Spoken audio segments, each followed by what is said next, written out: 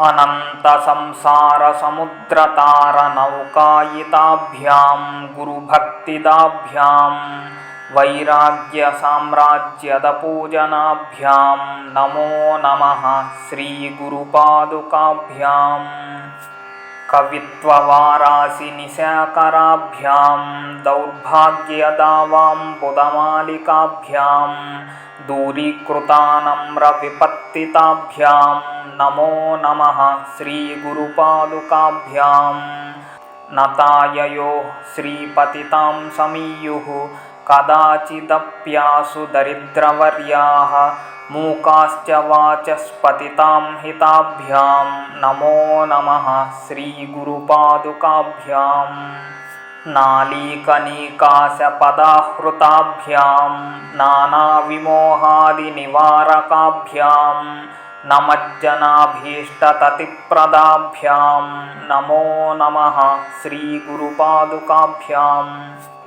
नृपालिमौलिव्रजरत्नकान्ति सरिद्विराजझषकन्यकाभ्यां नृपत्वदाभ्यां नतलोकपङ्क्तेः नमो नमः श्रीगुरुपादुकाभ्याम्। पापान्धकारार्कपरम्पराभ्यां तापत्रयाहीन्द्रखगेश्वराभ्यां जाड्याभिसंशोषणवाडवाभ्यां नमो नमः श्रीगुरुपादुकाभ्याम्। शमादिषट्कप्रदवैभवाभ्यां समाधिदानव्रतदीक्षिताभ्यां रमाधवाङ्घ्रिस्थिरभक्तिदाभ्यां नमो नमः श्रीगुरुपादुकाभ्याम्। स्वाच्चापराणामखिलेष्टदाभ्यां स्वाहा सहायाक्षधुरन्धराभ्यां स्वान्ताच्छभावप्रदपूजनाभ्यां नमो नमः श्रीगुरुपादुकाभ्याम्।